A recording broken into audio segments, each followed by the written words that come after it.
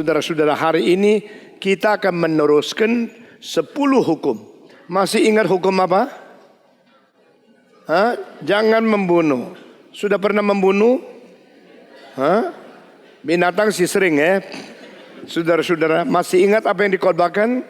Hari ini kita akan mengambil 3 kasus pembunuhan yang sangat penting di dalam Alkitab. Saudara-saudara sekalian, jangan membunuh.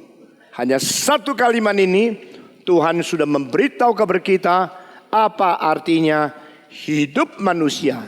Apa artinya harus menghargai sesama manusia. Karena manusia dicipta menurut peta dan teladan Allah. Saudara-saudara sekalian, jangan membunuh. Ini menjadi satu hukum yang mengikat di dalam satu kewajiban manusia terhadap manusia. Kita bersyukur kepada Tuhan.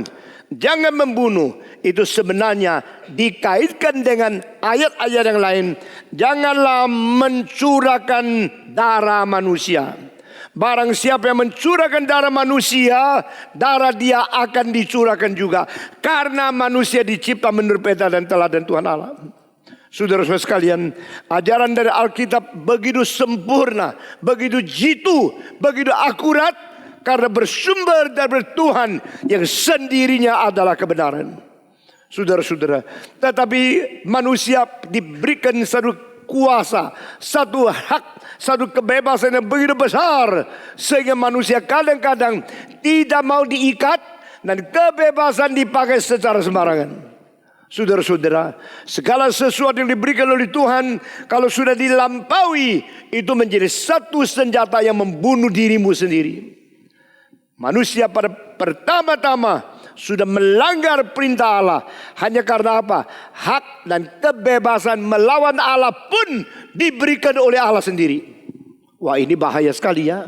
Kalau Allah memberikan kepada kita segala kenikmatan, segala anugerah dari Tuhan, lalu Allah juga menciptakan hak untuk melawan Allah diam diri kita sendiri. Bukankah berarti Allah membahayakan dia sendiri? Kebebasan melawan Allah dari mana? Dari Allah. Kepintaran bisa melawan Allah dari mana? Dari Allah. Hak untuk melawan Allah dari mana? Dari Allah.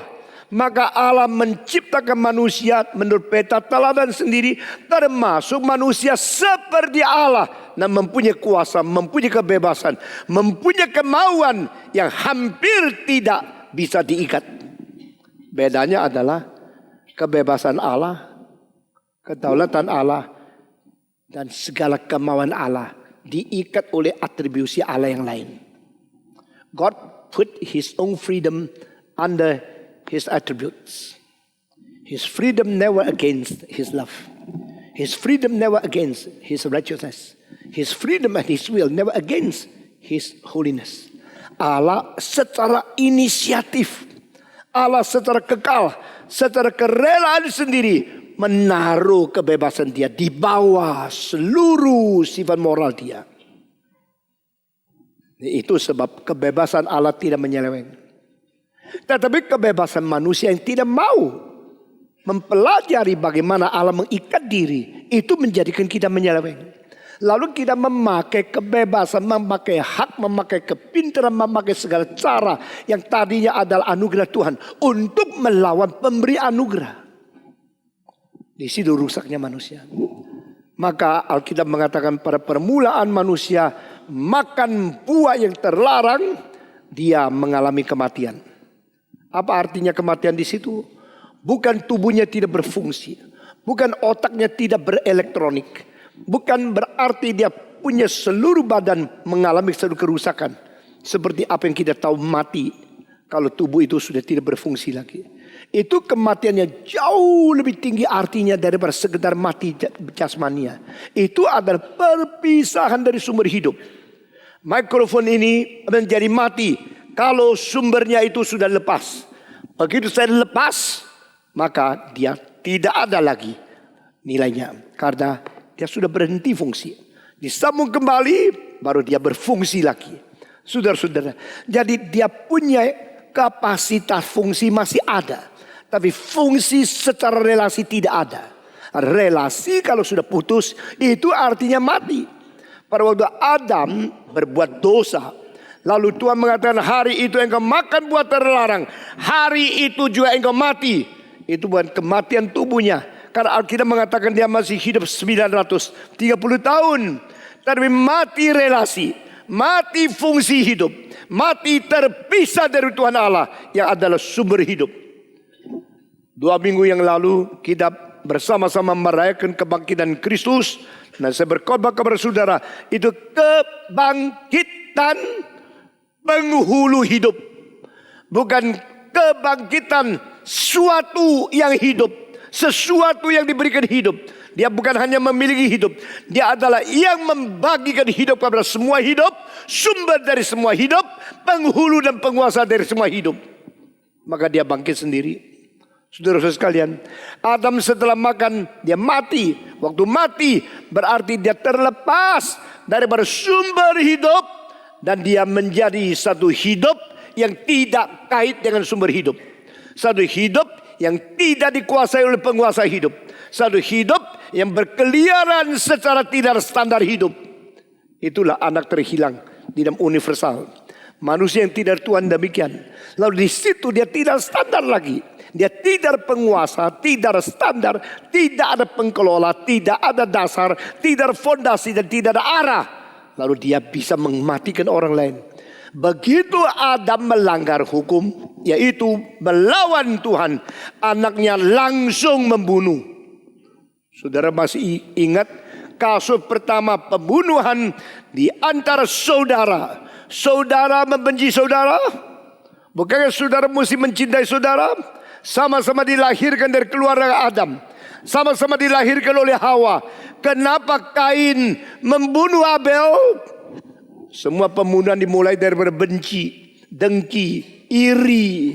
Dan kalau ini sudah menjadi satu bibit yang ditanamkan oleh setan di dalam hati engkau, engkau mulai melihat orang lain dengan tidak senang. Makin lihat makin tidak senang. Pada waktu cinta berada dalam hatimu, engkau melihat orang yang mempunyai kelemahan pun, engkau bersedia untuk mengampuni semua kelemahan, mau mengerti semua kekurangan. Tapi karena waktu benci sudah menjadi seru bibit masuk di dalam hatimu, engkau melihat setiap orang, engkau bukan mau mengerti, bukan mau mengasihi, tapi engkau mulai mau mencari kesalahan, engkau mulai benci dia. Apalagi kalau orang itu mempunyai kelebihan daripada kamu. Orang itu lebih pintar dari kamu, lebih kaya dari kamu, lebih elok dari kamu, lebih berkesempatan dari kamu, lebih mempunyai kapasitas untuk kesuksesan, kemenangan daripada kamu. Engkau mulai melihat, sudah melihat benci itu mulai menjadi sesuatu pip suara. Lebih baik dia tidak ada. Kalau dia ada, saya diancam. Itu sebab saya tidak mau lihat dia. Kalau tidak mau lihat dia, paling baik musnahkan dia. Jadi pikiran pembunuhan itu keluar daripada kebencian. Dan kebencian itu berada karena setan sudah menanam ke satu bibit, sehingga engkau tidak mungkin melihat siapapun melalui pandangan dari Tuhan. Jikalau kita melihat orang lain dengan mata Tuhan, melalui Tuhan melihat orang itu, maka engkau punya pandangan lain. Dia bagaimana lemah, dia perlu diampuni. Dia bagaimana kurang, perlu ditolong, dibantu. Melihat orang lain yang mempunyai kelemahan, kekurangan, segala sesuatu yang tidak menyenangkan, itu menjadi satu kesempatan saya boleh menolong orang lain. Jikalau tidak ada orang miskin, Habitat tidak bisa melayani apa-apa. Tetapi karena Habitat mempunyai cinta kasih, dia melihat orang miskin, dia tolong dia bangun rumah. Karena ada cinta, maka Jimmy Carter pun menjadi volunteer. Orang di Indonesia yang belum kenal Tuhan, khususnya baru jadi kalau kepala kampung aja mata sudah loncat ke sini. Jimmy Carter setelah menjadi presiden, beberapa hari kemudian dia pergi ke satu majelis. Saya minta tolong, minta formulir. Formulir apa? Saya ingin menjadi guru sekolah minggu. Dia isi, lalu diserahkan kepada majelis, dinilai dia bisa tidak mengajar sekolah minggu. Setelah menjadi presiden, dia isi volunteer, saya mau menjadi guru sekolah minggu. Lalu setiap hari minggu dia pergi mengajar sekolah minggu. Selain kebaktian lain dia ikut dengar khotbah. Saudara bos besar di hadapan Tuhan orang biasa. Saudara orang kaya di hadapan Tuhan orang biasa. Saudara pemilik pabrik yang besar di gereja orang biasa. Saudara presiden di gereja orang biasa. Amin. Dan dia mengajar sekolah. Satu kelas yang tidak besar. Dia ngajar. Bertahun-tahun dia ngajar. Kenapa?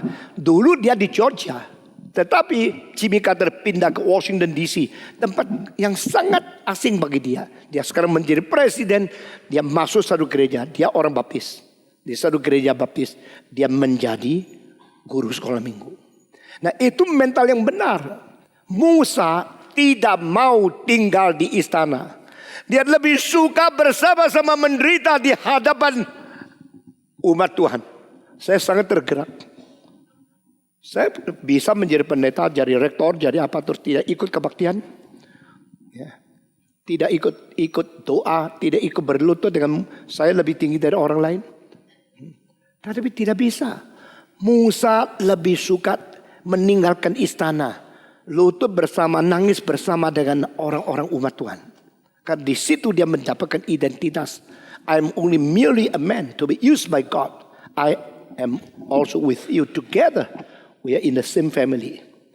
Nah, saudara-saudara sekalian, kalau engkau mempunyai mata Tuhan, melihat orang lain, atau engkau lebih baik katakan, engkau memandang orang lain melewati pandangan Tuhan, engkau lain.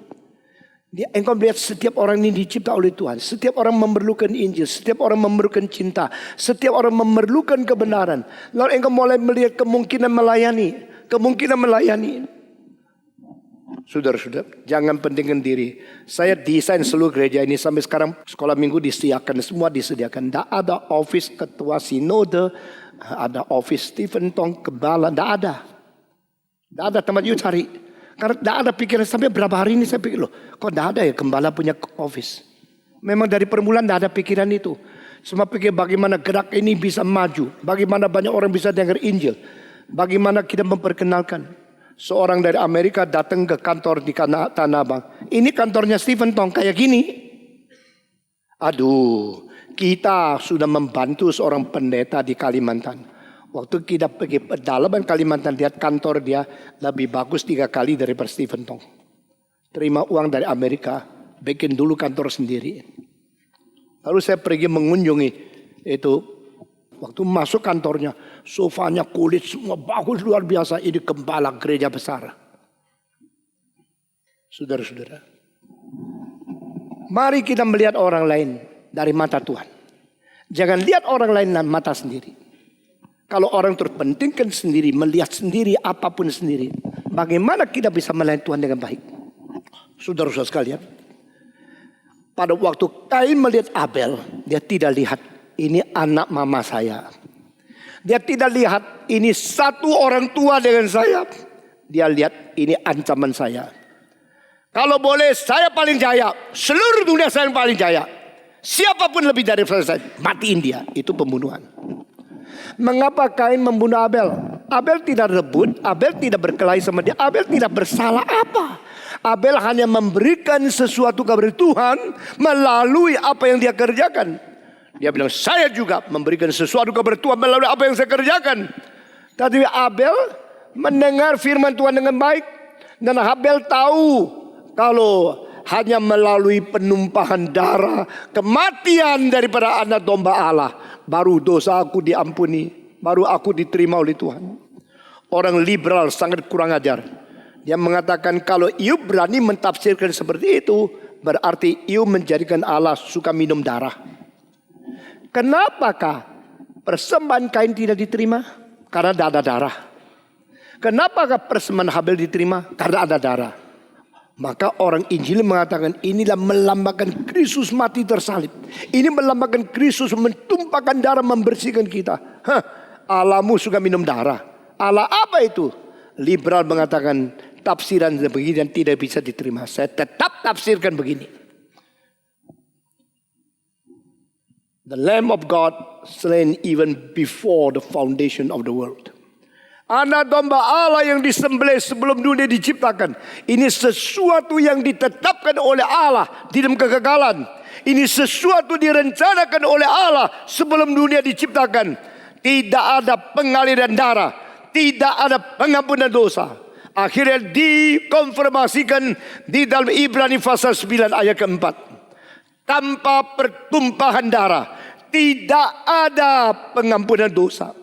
Yang berdosa pertama adalah Adam, tetapi yang mati pertama bukan Adam. Yang pertama berdosa adalah Adam dan Hawa. Yang mati pertama adalah domba yang disembelih sehingga kulitnya itu boleh menjadi kain, menjadi pakaian kulit untuk menutupi dosa daripada Adam dan Hawa. Kematian yang bersifat substitutif. Kematian bersifat penggantian. Domba itu mengganti dosa. Saudara-saudara, Abel dibunuh oleh Kain. Setelah bunuh, dia rasa dia tidak bersalah. Semua orang yang sudah berbuat dosa dan tidak merasa salah adalah hati nuraninya sudah rusak. Hati nurani rusak seperti apa yang dikatakan Paulus, kena besi. Orang dulu kalau kena racun, kena panah. Dan sekarang daging ini yang masih hidup, itu racun dari panah akan masuk ke dalam jantung. Maka mesti matikan daging ini. Bagaimana? Pakai besi ditaruh di atas api sampai sudah merah. Cush! Sesudah ditaruh di tempat yang luka, engkau teriak. Lalu itu wanginya seperti bakar sate. Sudah begini, waduh, sudah selesai. Akhirnya pelan-pelan ini menjadi daging yang mati.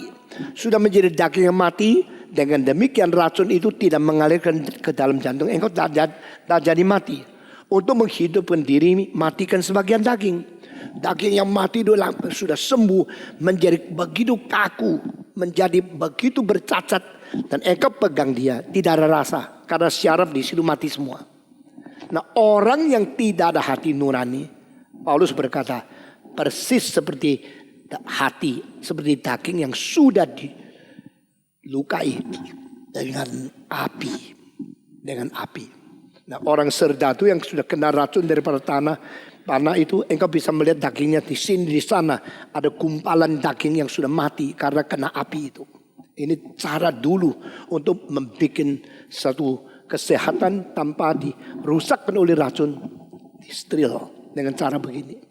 Hati nurani yang rusak persis seperti itu. Di dalam perjanjian baru kira-kira 27 kali istilah hati nurani itu muncul. Ada hati nurani yang sudah kebal, ada yang sudah mati, ada yang sudah dibakar oleh api. Seperti inilah. Dan orang yang sudah berdosa dan tidak sadar dia berbuat dosa, dia enak-enak aja, alamiah, jalan-jalan. Lalu tuntutan dari Tuhan, Kain, di manakah saudaramu? Ini pertanyaan kedua dari Tuhan kepada orang berdosa. Pertanyaan pertama kepada Adam, di manakah engkau? Pertanyaan kedua, di manakah saudaramu? Dia menjawab, apakah tugas saya untuk menjaga saudaraku? Dia bukan sadar, tidak sadar, tidak menyesal. Dia malah membantah dan membela diri. Mengapa aku harus menjaga saudaraku? Tuhan mengatakan, kau kira sudah bunuh selesai. Sebenarnya saudaramu ada suara dari bawah bumi berbicara. Maka Ibrani mengatakan Abel setelah mati tetap bicara. Saudara-saudara, jangan kira matikan orang lalu suara itu lenyap. Orang mati kalau berbicara, suaranya jauh lebih berkuasa dari orang hidup. Orang hidup kalau berbicara hanya bicara sekitar orang itu dan zaman itu dengar. Tapi orang mati kalau bicara, dia akan bicara untuk lebih daripada waktu, melampaui daripada tempat, karena itu sudah di luar wilayah daripada dunia yang kelihatan. Your brother is shouting, crying beneath the earth. Dari bawah tanah, saudaramu sedang bernangis, berteriak, dan dia sedang menyaksikan dosamu. Saudara-saudara, orang bodoh selalu pikir kalau yang dibenci kalau sudah dibunuh selesai. Tidak. Setelah selesai dibunuh, baru daya kekuatan jiwanya itu terus meningkat. Buto sudah dibunuh. Setelah dibunuh, apakah suaranya habis? Apakah pendapatnya demokrasi itu dipadamkan? Apakah dia kalah? Tidak. Orang bodoh selalu kira kematian bisa menghentikan pengaruh orang baik.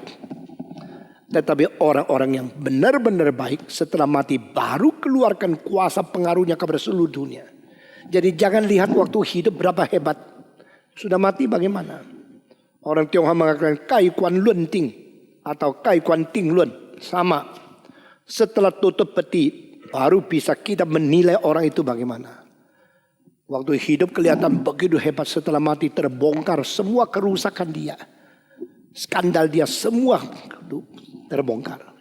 Tuhan berkata, sudah mati? Kau sudah membunuh? Sekarang saya kasih tahu.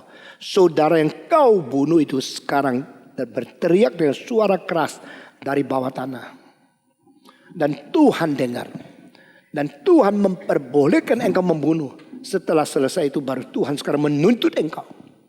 Kenapa Tuhan tidak mencegah orang berbuat dosa? Karena Tuhan memberikan kebebasan kepada manusia.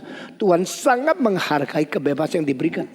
Tetapi kebebasan itu tidak berarti kebebasan mutlak yang tidak akan hitung kira-kira di hadapan Tuhan. Kebebasan yang sudah diberikan harus bertanggung jawab kepada Tuhan. Apa yang kau lakukan melalui kebebasan yang ada padamu. Tuhan pemberi anugerah. Tuhan berhak menuntut orang yang menerima anugerah. Tuhan pemberi kebebasan. Berhak menghakimi salah gunanya kebebasan. Kain, di mana saudaramu? Akukah yang harus mengasuh saudaraku? Aku tidak tahu. Engkau tidak tahu? Ada suara orang mati yang berteriak kepadaku dari bawah tanah. Setelah mati tetap berbicara. Kita jangan main-main. Jangan memakai kuasa. Karena engkau lebih kuat, lebih hebat. Engkau boleh mentiadakan orang yang kau anggap lemah. Saudara-saudara.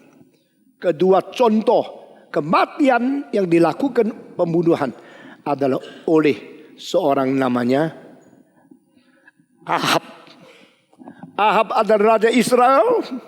Dan zaman Ahab, dia mempunyai seorang istri yang mempunyai kuasa lebih besar daripada dia. Dia adalah seorang raja. Kelihatan dengan jabatan tertinggi, tapi di belakangnya, di bantal pinggirnya, ada rajanya raja. Yezebel yang menjadi istrinya, menjadi ratu, mempunyai penguasaan kepada dia secara penuh. Sehingga dia menjadi raja seperti boneka. Saudara-saudara, Ahab memelihara banyak nabi-nabi palsu. Dia sebagai raja Israel tidak memimpin Bani Israel kembali kepada Tuhan Allah. Karena dia sendiri mempunyai ajaran yang salah. Dia sendiri percaya kepada dewa yang salah. Dia menyembah Baal. Dan dia memelihara 400 nabi. Biaya dari mana? Dari kerajaan. Uang pajak, uang negara dipakai untuk kemauan dia sendiri. Dia tidak membawa rakyat kepada Tuhan Allah. Dia membawa rakyat kepada dewa-dewa yang salah. Dan istrinya mengatakan, "You menyembah Baal, terserah. Aku menyembah Istorat." Dia mempunyai satu dewa yang lain. Dan istrinya mempunyai nabi lebih banyak daripada Abel. Dua orang ini memakai uang negara untuk memberi cukupan, memberikan uang untuk memelihara lebih 1000 nabi palsu. Dan saat itu cuma satu orang nabi yang benar. Hanya satu yang doktrin benar. Yang satu yang ajaran benar. Yaitu Elias. Saudara yang tidak menonton konser Elias itu sangat sayang ya. Ini satu oratorium terbesar dalam sejarah. Nah saudara-saudara. Di dalam cerita Ahab itu. Dua orang memakai uang seluruh negara untuk memelihara nabi-nabi palsu. Dan yang satu-satunya nabi yang benar. Begitu berani mengatakan. Di hadapan Allah yang aku melayani. Sekarang dengar. Kalau aku tidak berdoa. 3 tahun tidak ada hujan yang turun kepada Israel. Itu ditertawakan oleh orang. Siapa lu? Seorang nabi berani ngomong begini. Nabi palsu sama nabi yang benar adalah nabi benar berani berkata, berani bertanggung jawab, berani menegur, dan berani mengatakan kebenaran. Nabi palsu menyenangkan orang yang berkuasa, kaya dan sebagainya. Ini beda sekali. Ahab mendengar kalimat yang tusuk telinga ini, benci kepada Elias, tapi dia tidak bisa berbuat apa-apa karena Tuhan berada beserta dengan nabi yang sejati. Tadi saya tidak senang dengar dia. Mahasiswa tidak tahu. Ditanya dari mana? Dari Jogja. Dari mana? Dari sekolah. Jawaban apa itu? Dari sekolah teologi. Dari orang Kristen. Mau dibunuh silakan. Kalau orang Kristen tidak berani mengaku diri Kristen, Tuhan pakai siapa untuk menjadi saksinya? Kalau orang reform mengatakan jangan katakan kita reform, lebih baik tutup sekolah, tutup gereja. Nyatakan seadanya. Kasih tahu sesungguhnya. Saya Kristen. Saya pendeta. Saya dari gereja reform. Mau apa? Saudara ketawa. Mau apa lu ketawa? Mau apa? Mau bunuh? Mau kucilkan? Silakan. Saudara ingat ya. Kalau Tuhan memberkati siapapun melawan, tidak usah takut. Kalau Allah memfiak aku, siapa bisa apain aku? Ini kalimat dari Alkitab. Tuhan akan menyertai. Dan dengan berani seperti itu, engkau menjadi saksi. Yang disebut saksi itu ya berani. Yang disebut berani itu sampai mati tidak berubah. Itu namanya berani. Begini, iya. Begini, iya. Berani mau begini, memang begini. Kalau saya bunuh, tetap begini. Nah, itu saksi. Begini, berani mau ngomong begini. Nanti saya pikir lagi ya. Kalau berani saya matiin kamu. Oh ya jangan. Saya masih ada nyonya, masih ada anak. Yang jaga nyonyamu kamu. Yang jaga anakmu kamu. Yang jaga nyonya, jaga anak itu Pak Tuhan. Bukan kamu, bukan saya. Serahkan dia sama Tuhan. Ini bukti. Saya punya anak sampai punya nyonya, saya kurang pintar menjaga. Tuhan jaga baik-baik. Setiap kali keliling dunia pulang, nyonya masih ada kok. Tidak hilang kok. Yang jaga siapa? Tuhan. Saudara-saudara, kita mesti berani bersaksi dan tekun bersaksi, setia bersaksi, konsisten bersaksi. Kalau tidak, engkau bukan murid saya, engkau bukan anggota saya. Saudara-saudara, Elias begitu tegas terhadap Ahab. Ahab pikir, di bawah saya jutaan manusia, itu semua anggota saya. Kamu cuma satu di antara begitu banyak penduduk.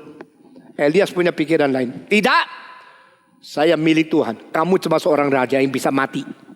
Berapa kuasamu? Satu hari engkau mati. Berapa banyak kekayaanmu? Engkau orang biasa. Saya hamba Tuhan.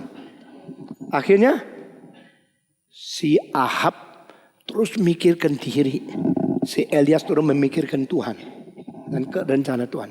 Satu hari Ahab lihat ada sebidang tanah.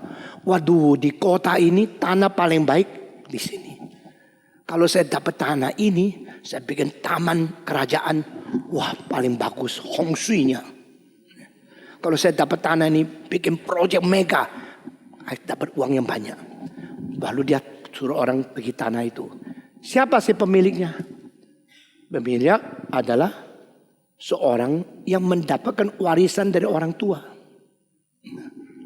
Nabab, bolehkah jual tanah kepada saya? Oh enggak. Ini tanah daripada orang tua. Ini tanah tidak boleh dijual. Juallah, kasih uang banyak. Tidak. 10 kali lagi. Tidak. Pokoknya tidak yang tidak. Baru bocor rahasianya. Yang mau beli itu raja. Waduh, susah ya. Kalau raja yang mau beli, saya enggak. Kasih bagaimana? Dia pikir, akhirnya bilang, maafkan raja, tetap tidak. Saya tidak mau jual. Karena ini warisan orang tua, sudah dipesan ini terus menjadi keturunan kita, tidak boleh jual. Kasih uang banyak tidak jual. Raja yang kasih perintah jual. Ini ada tentara raja datang, tetap tidak dijual. Kenapa rakyat tidak berhak untuk mempertahankan sesuatu? Kenapa harus takluk kepada uang, kepada militer, kepada kuasa? Nah ini contoh Alkitab. Banyak orang kaya kira kalau ada uang semua beres. Saya tidak percaya itu. Banyak orang militer kira ada pedang semua beres. Saya tidak percaya itu. Di dalam perjanjian baru, Pertama kali tanya jawab dilakukan oleh Yohanes Pembaptis. Dan setiap jawaban dia itu firman Tuhan. Siapa bilang tanya jawab itu bukan kebaktian? Siapa bilang tanya jawab itu bukan firman Tuhan? Alkitab Paulus menjawab pertanyaan. Yohanes Pembaptis menjawab pertanyaan. Yesus menjawab pertanyaan. Itu semua masuk menjadi firman. Asal yang dijawab itu benar. Seorang serdadu Romawi datang. Yohanes, bagaimana aku harus melakukan sebagai seorang prajurit? Saya seorang prajurit. Saya seorang tentara. What should I do? Please answer. Itu tanya jawab. Saudara perhatikan kalimat di bawah ini ya. Di dalam perjanjian baru, lawannya orang Israel itu adalah tentara-tentara Romawi. Sama orang-orang tukang pajak Israel. Ini dua musuh. Tukang-tukang pajak memeras uang dari rakyat, memperkaya diri. Lalu orang tentara Romawi pakai pedang, pakai pisau. Mereka memeras lagi rakyat. Jadi orang kerja setengah mati, uangnya diambil oleh tentara, diambil oleh tukang pajak. Tetapi orang bisa sekongkol dengan tukang pajak, bisa lebih kaya dan sebagainya. Itu gampang. Nah di dalam dua hal ini Alkitab ada ajaran. Tentara itu tanya kepada Yesus. Apa aku harus berbuat? Sehingga saya merasa malu. Orang Israel yang menjadi musuh Tuhan. Mereka kira Romawi musuh mereka. Tetapi Romawi mengerti firman Tuhan. Lebih daripada orang-orang pemimpin-pemimpin. Di dalam kitab suci itu ada 2 orang Romawi, 3 orang Romawi. Yang satu datang, apa yang aku boleh berbuat? Aku seorang prajurit Romawi. Datang kepada Yohanes. Yang 2 lagi di hadapan Yesus. Yang satu mengatakan, Tuhan, budakku sakit. Ini seorang pembantu saya yang baik. Tolong sembuhkan dia. Engkau tidak usah pergi rumah. Karena aku percaya asal kamu satu kalimat keluar dari mulut. Langsung situ akan sembuh. Yesus heran loh. Saya pun seorang pimpinan. Kalau saya ngomong apa, orang jalankan. Kamu Tuhan, kamu ngomong, pasti itu terjadi. Waktu dia ngomong kalimat ini, tidak usah ke rumah saya. Silakan, engkau terus sibuk. Engkau tidak usah pergi, tidak usah doa di sini, tidak usah tumbang tangan. Asal ngomong di sini saja. Lalu dia pergi. Tengah jalan, orang datang kepada dia, pembantunya sudah sembuh karena kalimat Yesus Kristus. Saudara-saudara, Yesus mengatakan satu kalimat. Di seluruh Israel, saya tidak menemukan ada orang beriman seperti orang kafir ini. Orang kafir mempunyai iman lebih besar dari orang Israel? Ya. Orang biasa lebih beriman dari orang pemimpin agama? Ya. Orang yang dianggap musuh daripada umat Tuhan lebih mengerti kehendak Tuhan? Iya. Yang paling cepat mengerti Yesus adalah kerajaan Allah. Ada raja dari kerajaan Allah. Bukan Petrus, tetapi orang perampok di pinggir salib Yesus Kristus. Itu lebih dekat surga loh. Lebih cepat ke surga. Dan orang pertama yang masuk Firdaus. Hari pertama orang pertama masuk Firdaus. Justru bukan murid Yesus, tapi perampok ini yang paling jahat ini. Karena dia langsung ngerti. Banyak orang belajar teologi cuma mau ambil bahan untuk khotbah. Cuma membuat nama saya terkenal karena sekolah teologi ini baik. Tapi akhirnya sampai mati Tuhan tidak kasih dia pengertian teologi yang benar. Karena motivasinya tidak bagus. Tapi perampok ini yang tidak ada motivasi lain. Bukan mau SKS, bukan mau apa. Cuma mau mengerti. Yesus, ingatlah aku pada waktu engkau mendapatkan kerajaanmu. Dia tahu Yesus raja. Raja kerajaan surga. Yang sekarang dipaku. Tidak apa-apa. Saya bukan lihat yang salib ini. Saya lihat dia mengerti dan dia betul-betul ada raja. Daripada kerajaan surga. Dari kalimat pertama. Bertobatlah kamu. Karena kerajaan Allah sudah dekat. Yesus mulai kalimat itu. Dan pada waktu di atas kayu salib. Kalimat yang lain. Dengan sesungguh-sungguhnya aku berkata kepadamu. Hari ini engkau dan aku berada di dalam Firdaus. Di dalam Firdaus engkau beserta dengan aku. Kerajaan Allah bukan saja datang. Datang kepada orang yang paling tidak layak. Yaitu perampok. Jadi saya mau tanya. Siapa musuh umat Tuhan? Siapa pengikut Tuhan? Yang tanya, apa boleh aku berbuat supaya aku boleh diselamatkan? Itu Romawi, itu tentara kafir yang mengatakan engkau adalah raja dari kerajaan Allah.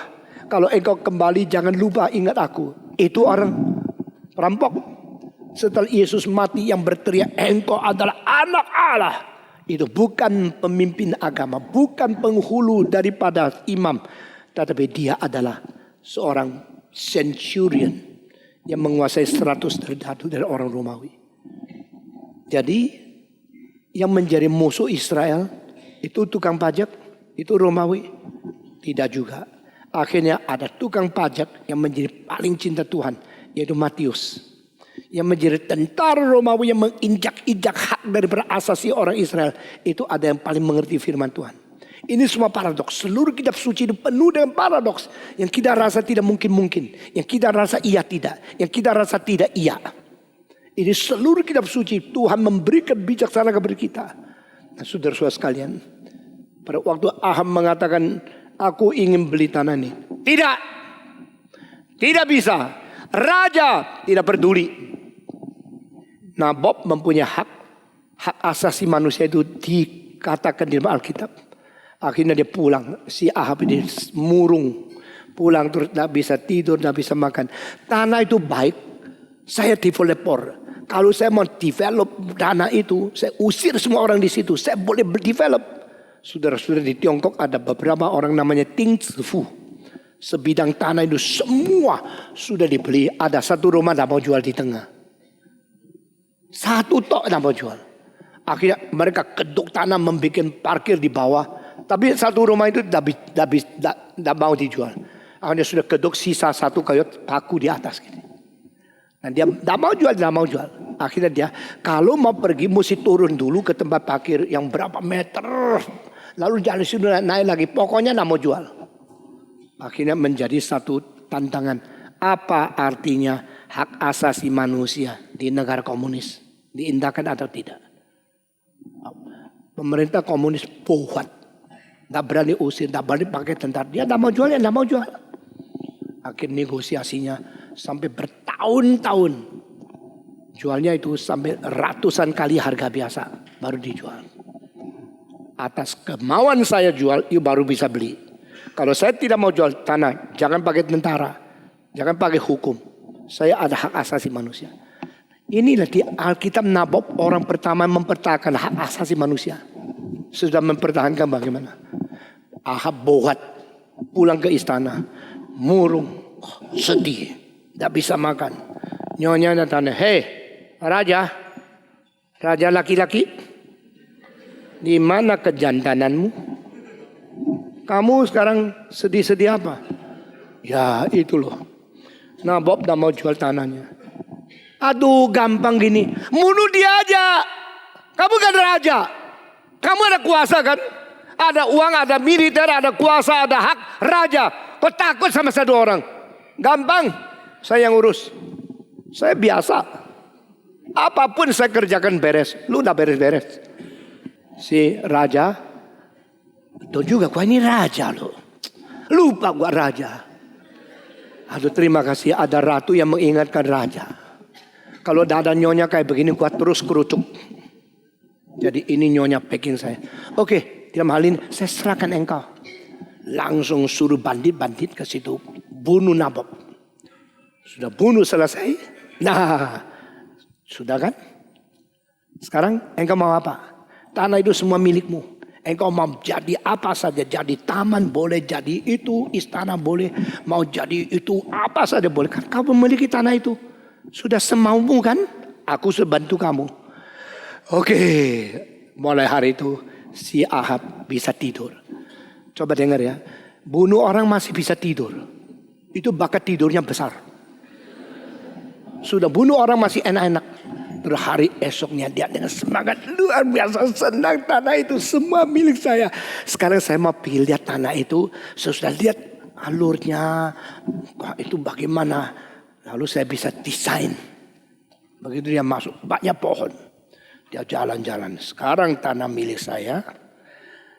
Yang melawan sudah saya singkir. Saya sekarang sudah bebas. Dia jalan sampai dasar sudut. Ada seorang keluar. Dia lihat, siapa ini? Elias. Begitu muka ketemu muka, musuh ketemu musuh, macan ketemu singa. Sini gerang, sini gerang. Siapa harus ngomong dulu? Ayo sekarang psychological war. Musuhmu ketemu, siapa ngomong dulu? Kalau kamu ketemu sainganmu, ketemu musuhmu, kalimat pertama mesti keluar dari siapa? Jawab dong. Lu sudah 3 menit masih belum jawab. Itu orang Farisi, musuhnya Yesus. Begitu Nikodemus datang malam-malam, ketemu Yesus ketuk pintu. Siapa? Nikodemus. Begitu buka, Yesus ketemu Farisi. Siapa ngomong dulu?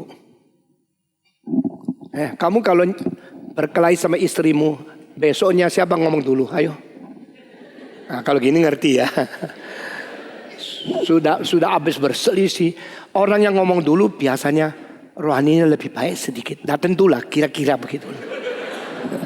Ya. Karena jiwanya agak mau lembut, mau damai gitu ya. Tapi kadang-kadang agak lemah. Tetapi di dalam orang jahat ketemu orang jahat, siapa ngomong dulu? Atau kepala siapa ngomong dulu? Ahab ngomong dulu. Bukan rohaninya baik loh. Dia gengsi, dia raja. Yang bikin Israel cilaka, yang sampai 3 tahun lebih tidak hujan, kesulitan besar melanda bangsa. Kamu dalangnya ya? Itu kamu kan? Ahab sudah bunuh orang, merampas tanah. Sekarang tidak rasa malu, tidak rasa salah, malah mencela Ahab, mencela Elias. Kalau engkau Elias bagaimana? Memang gua enggak doa sih, makanya enggak hujan. Pak Sugandi, kalau kamu Elias ngomong apa lu? Wah, saya baca sampai situ ya. Saya berdiri, bulu berdiri. Kalau saya di saat itu, ini raja, belakangnya tentara, semua pedang ada. Nabi palsu banyak. Elias 1 orang, tidak ada yang ngerti, cuma dia reform. Satu-satunya reform. Anggota reform tidak ada 1. Dia sendirian di situ. Begitu ditanya, kamu yang bikin cilaka kepada seluruh Israel, 3 tahun setengah tidak hujan, gara-gara kamu.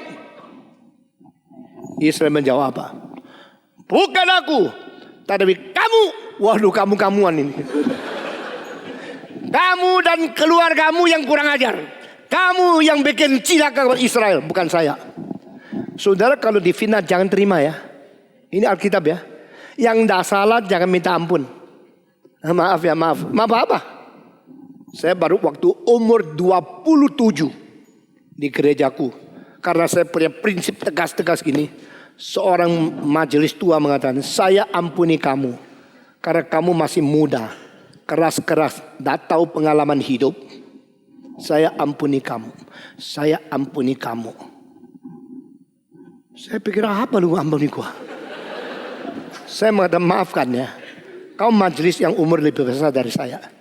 Saya kasih tahu, saya tidak bersalah, tidak perlu pengampunanmu. Dan kau tidak berhak mengampuni aku.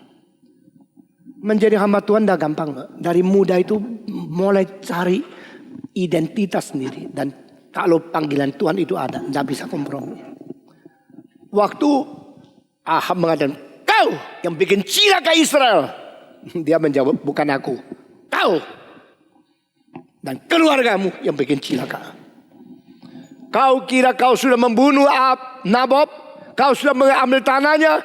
Demikian firman Tuhan. Kurang ajaran kamu, kerusakan kamu, engkau akan dibalas. Darahmu akan dijilat oleh anjing. Kau akan mati. Saudara-saudara, orang pakai kuasa, pakai kekayaan, pakai kekuatan masyarakat lalu merajalela. Apakah Tuhan senang? Kalau engkau kaya dari Tuhan, saya bersyukur. Kaya dari jalan yang benar, kita bersyukur kepada Tuhan. Tapi kekayaan datang daripada memeras, daripada menipu, daripada mensikat orang lain. Itu ada hukuman berat bagi kamu. Kamu, Tuhan berkata, akan dibunuh dan darahmu akan dijilat oleh anjing. Lalu si Elias pergi. Paling banyak Elias mati kok. Satu orang. Tapi negara itu mulai mengerti kebenaran. Tidak bisa begitu. Tidak bisa seenaknya saja. Ini pembunuhan. Tuhan memihak Abel yang dibunuh. Tuhan memihak Nabob yang dibunuh. Dan Tuhan memakai hamba yang berani berkata untuk menyatakan kehendak Tuhan dan keadilan Tuhan di atas bumi. Jangan membunuh. Saudara-saudara, ini adalah contoh kedua di dalam pembunuhan. Alkitab memberikan kepada kita contoh ketiga, yaitu Daud memakai cara siasat membunuh Uria. Saudara-saudara, Daud pagi-pagi bangun di atas istana, dia melihat pemandangan. Loh, lihat ada seorang perempuan yang cantik sekali, bugil lagi mandi. Saudara-saudara perempuan, mandi masuk kamar ya. Tidak usah pakai baju kalau mandi, tapi masuk kamar. Dan tutup pintu baik-baik. Kamar mandi jangan lupa kunci. Semua, 1, 2, 3. Dan jangan nyanyi di dalam kamar mandi. Sambil piur sambil nyanyi.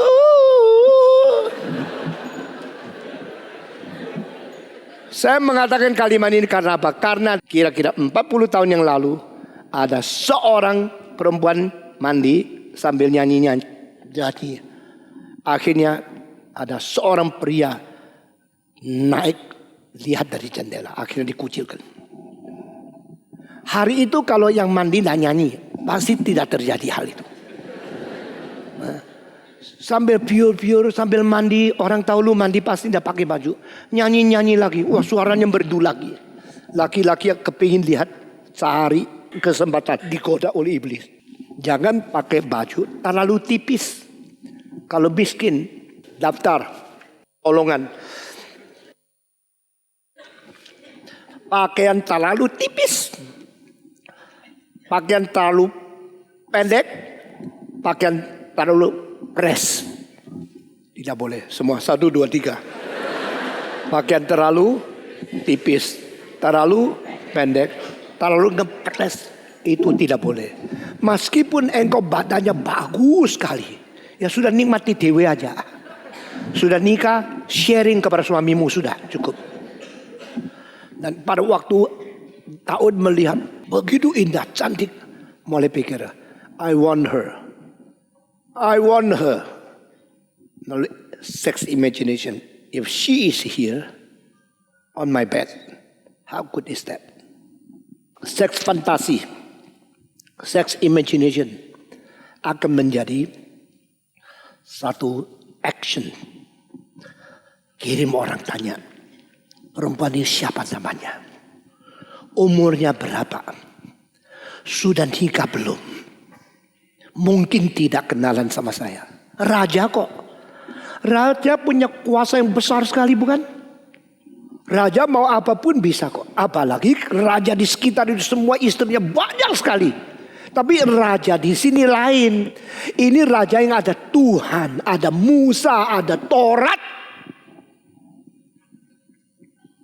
Bagaimana? Ya, cacakin dulu lah. Firman dulu, bahkan dulu. Kemauanku dilayani dulu. Sri Baginda, kami dapat melaporkan. Dia namanya adalah ini. Dia suaminya namanya ini. Dia sudah nikah berapa tahun. Saudara-saudara, suruh dia ke sini. Saya ajak kenalan saja. Sudah kenalan, buka baju. Sudah punya baju, coba-coba. Sudah coba-coba, waduh. Sudah dia pulang. Saya cuma main sebentar. Saya cuma mau senang-senang sebentar. Ya, siapa sih laki-laki yang tidak suka perempuan yang cantik? Siapa sih ada kesempatan begini tidak sentuh-sentuh? Sebentar, main berapa menit saja. Tidak lama lagi kirim satu surat. Yang kirim siapa? Perempuan ini. Waduh, dia yang kirim surat loh. Kalau begini dia sudah senang sama saya. Perempuan yang sudah ada suami masih senang sama orang lain. Saudara-saudara, Kirim surat apa? Bapak Raja Sri Baginda. Kabar pendek saja. Saya sudah hamil. Siapa tidak mau dapat suami yang begitu tinggi jabatan, begitu kaya dan begitu penting. Apalagi Daud sejak remajanya ganteng luar biasa. Aduh, saya baru tahu kalau dulu saya tunggu. Jangan nikah sama suami, mungkin dapat yang ini loh. Kenapa saya masih tinggal di gubuk sampai kamar mandinya itu tidak ada atap? Kenapa saya tidak tunggu boleh menjadi ratu daripada Daud? Dia tidak ngomong saya mau jadi ratu ya, saya cinta kamu, cuma dia, aku sudah hamil. Satu kalimat cukup. Wah, Daud tidak bisa tahan. Itu anakku di dalam perutnya, bibitku di dalam rahimnya. Ini mestinya punya saya. Tuhan membiarkan ya. Tuhan membiarkan apa yang kau mau terjadi. Lalu sesuai itu baru dipecut. Jangan kira waktu kau bebas itulah kau bahagia. Waktu kau bebas kau sedang bahaya. Setelah terima surat itu tidak bisa tidur Daud. Kalau begini, suaminya seorang prajurit, dia tulis surat sama jenderal. Khusus terserahkan prajurit yang namanya ini di tempat yang paling front, paling bahaya. Supaya dia tidak tulis. Pokoknya saya suruh, you jenderal, taat sama panglima daripada militer. Taruhlah orang pemuda yang namanya ini di tempat yang paling depan. Zaman dulu paling depan itu penting. Sekarang jenderal semua di kamar. Pakai cuma SMS saja. Dulu jenderal pakai kuda di paling depan. Lawan musuh. Kalau sudah musuh kalah semua menang. Sekarang di belakang. Di belakang layar. Pakai SMS, pakai email. Pakai telepon. Ini. Gitu. Orang ditaruh di tempat depan itu orang penting. Pemuda itu perang dengan sungguh-sungguh untuk Raja Daud. Kita setia kepada dia. Dia setia kepada seorang pemimpin yang hatinya akan merebut istrinya. Dia sedang mati-matian berjuang untuk seorang pemimpin yang hatinya jahat. Dia tidak tahu. Diperalat. Begitu di depan. Tidak lama dia mati. Jenderal tulis surat kepada Daud. Yang kau suruh saya taruh di paling depan. Sudah dibunuh. Daud lihat surat itu. Aduh, syukurlah. Orang itu sudah tidak ada. Sekarang kalau saya menikah istrinya, itu namanya penuh cinta kasih. Memelihara janda. Raja yang penuh dengan kemurahan. Wah, Daud pikir kalau saya sudah dapat ini istri baru, saya dapat perempuan yang begitu cantik. Dan orang kan bilang, wah raja penuh cinta kasih. Janda pun dipelihara. Pelihara boleh, jangan pelihara di atas tempat tidur. Pelihara kirim uang bantu dia sudah cukup. Pelihara sampai dirangkul, sampai ditaruh di tempat tidur, sampai dihamili. Itu pelihara apa? Dan orang tidak tahu kan. Yang tahu cuma 1, 2, 3, 4, 5. Yang pertama yang tahu dia. Tidak ada berbuat dosa, tidak ada orang tahu. Itu omong kosong. Yang berdosa pasti paling sedikit. Yang tahu 4. Dirimu. Kedua hati nuranimu. Ketiga setan. Keempat Tuhan Allah. Dan ini Daud, kasus Daud yang tahu 5. Daud tahu sendiri. Hati nurani tahu. Lalu Tuhan tahu. Lalu setan tahu. Siapa lagi tahu? Hah? Perempuan itu tahu kan? Tambah 1 lagi, jenderal yang disuruh surat itu juga tahu. Raja lagi main ya, lu suruh gua taruh situ, apa lu maksudnya ya? Dia mati, istrinya lu ambil ya. Sudah mati kok. Ini semua kong kali kong. Ya. Semua yang sudah direncanakan dengan cara gampang kok. Ada cara. Ada cara. Orang makin licik dan masyarakat makin tahu cara main.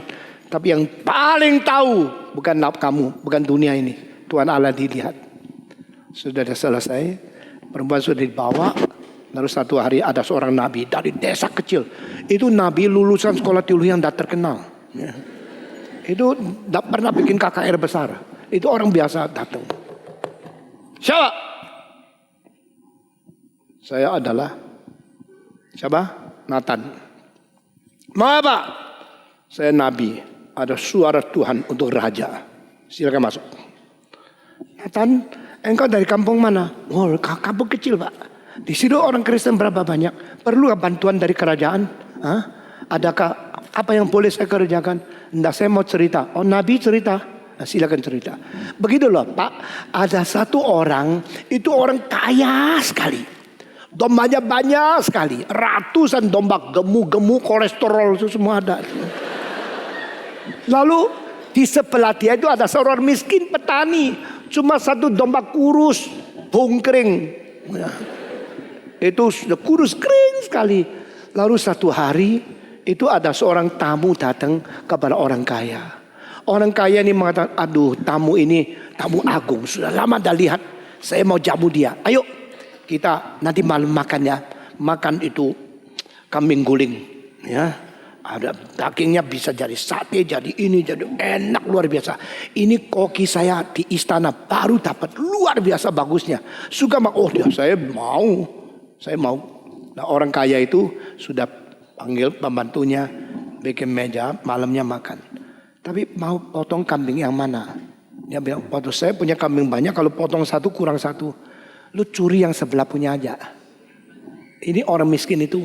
Lu curi dia juga tidak bisa melawan. Karena engkau lebih kuat. Dan kambing dia tidak usah terlalu besar. Yang kecil itu. Kambing saya tidak bisa habis orang dua makan. Yang gemuk-gemuk ini. Itu aja. Lalu dicuri. Dipotong. Sudah dipotong terus mereka makan bersama. Tamunya dijamu oleh orang kaya ini. Cerita ini saya dengar di desa. Bagaimana Bapak Daud mendengarkan itu? Tidak boleh begitu dong. Orang kaya kok kurang ajar. Kambingnya ratusan kolesterol pun satu tidak mau dipotong. Curi kambing orang sebelah yang orang miskin. Cuma satu. Hidupnya bersama dengan kambing. Seluruh hartanya cuma kambing itu kok dibunuh. Dia mengatakan, orang kaya seperti gini harus mati. Wah, Daud sekarang lagi pakai wibawa, pakai imajinasi. Dia raja adil. Sesudah dia ngomong ini orang harus mati. Nathan berdiri mengatakan, kamulah orang itu. Ini namanya hamba Tuhan. Hamba Tuhan bergoyang ekor. Enggak. Kamulah orang itu. Kenapa? Kenapa kamu matikan Uria? Karena kamu ambil jandanya. Kamu berzina sama dia. Kamu membunuh orang. Kamu kira Tuhan tidak tahu. Wah, Daud saat ini boleh ada dua reaksi.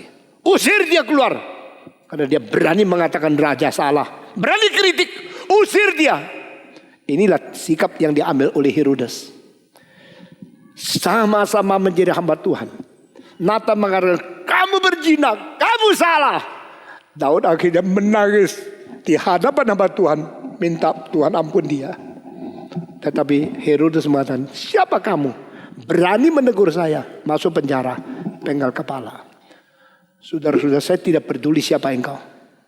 Saya beritahu kepadamu. Tuhan lebih besar dari kamu. Saya tidak peduli berapa banyak kuasa kamu. Saya perintahkan kamu taat kepada perintah Tuhan. Jangan tamak tanah orang lain. Jangan tamak istri orang lain. Jangan iri orang lain diterima oleh Tuhan. Karena kebencian melalui tamak-tamak seperti ini akan mengakibatkan engkau menjadi seorang pembunuh. Dan Tuhan berkata, jangan membunuh. Dan kau kira kau bunuh. Selesai. Singkirkan musuhmu. Selesai. Tidak ada sainganmu. Selesai. Tuhan mengatakan, aku Tuhan yang adil. Aku melihat segala rencana pembunuhanmu tidak terlepas daripada hukum keadilanku. Maukah engkau berkata, Tuhan, tolong saya. Tolong saya membuang bibit kebencian. Jadikan saya seorang mengikuti teladan Tuhan. Berjalan di dalam perintah Tuhan. Kiranya Tuhan memberkati kita. Mari kita berdoa. Kami bersyukur kepadamu ya Tuhan. Pada pagi ini sekali lagi Tuhan membawa kami kembali kepada perintah-perintah Tuhan yang langsung daripada takhta-Mu yang mulia, yang Tuhan karuniakan ke seluruh dunia sejak zaman Musa sampai hari ini. Dan Tuhan pada pagi ini berbicara kepada kami supaya kami menghindarkan diri daripada kebencian, iri hati yang selalu mengakibatkan kepada pembunuhan. Tuhan ampuni kami, beri kekuatan kepada kami untuk hidup sesuai kehendak-Mu, menjalankan perintah-Mu, mengikuti jejak kaki pimpinan Roh-Mu, menyenangkan hati-Mu. Terimalah doa kami yang kami panjatkan dalam nama Yesus Kristus, penebus dan juru selamat kami yang hidup.